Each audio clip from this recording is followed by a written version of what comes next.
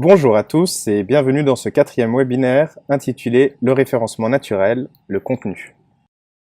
Cette vidéo est en fait une introduction au rôle du contenu dans le référencement naturel et l'optimisation pour les moteurs de recherche.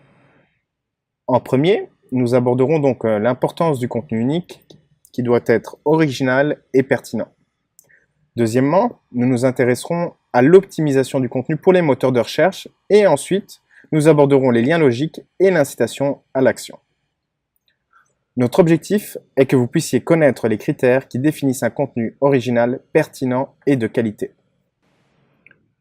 Le contenu est un élément essentiel dans le référencement naturel.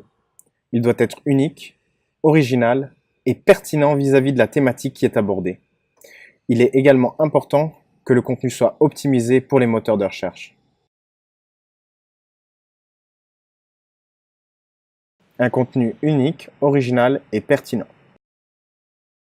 Le moteur de recherche Google pénalise les sites, c'est-à-dire qu'il attribue un moins bon classement aux sites qui utilisent des contenus de faible qualité ou des contenus dupliqués issus d'autres sites. Par exemple, des contenus qui seraient issus de sites de concurrents ou de sites du même secteur. C'est l'algorithme de Google Panda qui identifie le contenu dupliqué ou le contenu de mauvaise qualité. En revanche, un contenu unique, original et pertinent vis-à-vis de la thématique qu'il aborde aura un meilleur positionnement. Comment améliorer la qualité de son contenu? Premièrement, il est important en fait de publier du contenu pertinent de manière régulière.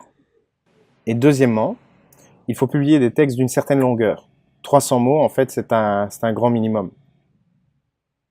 Le contenu est en fait le socle sur lequel on bâtit le référencement d'un site internet. Un contenu optimisé pour les moteurs de recherche. C'est l'organisation du contenu qui va définir l'optimisation pour les moteurs de recherche. Voici quelques éléments qui permettent en fait de hiérarchiser le contenu et de l'optimiser. Premièrement, on a l'URL. Donc l'URL en fait c'est le premier signal qui est envoyé au moteur de recherche. L'idéal en fait c'est que l'URL soit courte et qu'elle comprenne un ou plusieurs mots-clés de la page à laquelle elle est liée. On a également les balises éditoriales. En fait, les balises éditoriales utilisent le langage HTML pour hiérarchiser le contenu et améliorer sa lecture par les utilisateurs et les robots des moteurs de recherche. Parmi les balises éditoriales, on a notamment la balise title. Donc la balise title, comme vous le voyez ici, en fait, c'est le titre de la page. En fait, elle renvoie l'information essentielle qui y est contenue. C'est le titre de la page qui apparaîtra dans les résultats de recherche et dans l'onglet de votre navigateur web. La métadescription, quant à elle, en fait, c'est une courte description qui est placée en dessous du titre de la page web dans les résultats de recherche. Elle est censée inciter l'internaute à cliquer sur le lien de votre site web. Parmi les balises éditoriales, on compte les niveaux de titres. Il existe 6 niveaux de titres différents. Les niveaux de titres, en fait, ils permettent de hiérarchiser et de structurer le contenu selon son importance.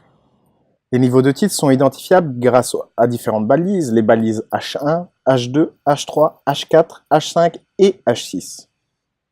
La balise H1 contient le titre principal de la page. Il n'est présent qu'une seule fois, tandis que le H2, qui est un titre secondaire, peut être présent à plusieurs moments sur une page web. Chaque niveau de titre doit respecter une imbrication logique. Cela signifie par exemple qu'on ne va pas mettre de H4 directement en dessous d'un H2, mais plutôt un H3. Ou alors qu'on ne mettra pas en dessous d'un H3 un titre H5, mais plutôt un titre H4. Et ainsi de suite. L'attribut alt des images, en fait, c'est une courte description qui permet d'indiquer au moteur de recherche ce qui apparaît dans l'image. L'idéal, en fait, c'est que cette courte description soit composée de 125 caractères maximum. Elle doit être précise et idéalement, elle doit comprendre des mots-clés. Des mots-clés, en fait, qui sont réellement présents sur cette image. Le rôle des attributs alt, en fait, c'est de faciliter l'indexation des images par les moteurs de recherche. De plus, ils améliorent l'expérience utilisateur, surtout lorsqu'ils sont suivis d'une balise title. Pour optimiser et hiérarchiser le contenu, on utilise aussi la balise strong.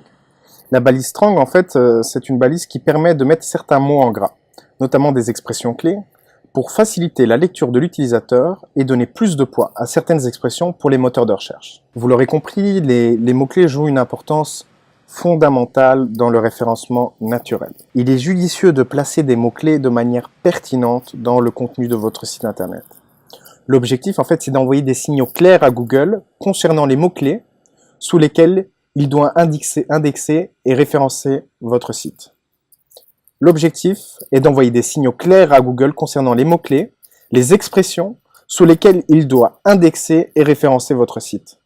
Lien logique et appel à l'action. Lorsque l'on tisse en fait l'architecture d'un site internet avec les pages et le contenu qui le composent, il est judicieux d'envisager des liens internes entre ces différentes pages. La création de liens internes renforce les liens logiques entre les pages du site grâce à des hyperliens. On facilite donc la navigation des internautes grâce à des liens sur des mots-clés pertinents vis-à-vis de la page vers laquelle ils pointent. De plus, on indique au moteur de recherche la pertinence d'être indexé sur les mots-clés importants pour le site. Lorsque l'on élabore des pages web, il est également important d'envisager la mise en place d'appels, d'incitation à l'action. Le but de ce type de section, en fait, c'est de convertir les visiteurs en clients. Ceci en les incitant à l'action, c'est-à-dire à acheter ou à vous contacter. En conclusion, le contenu, en fait, c'est un élément majeur du référencement naturel et de votre site internet. Dans notre prochain webinaire, nous nous intéresserons à un autre élément déterminant du référencement naturel, c'est-à-dire les optimisations techniques des sites internet. Je vous remercie d'avoir suivi notre 4e webinaire, qui était donc intitulé « Le contenu ». Et j'espère vous voir très bientôt pour notre 5e webinaire qui abordera donc les optimisations techniques des sites internet.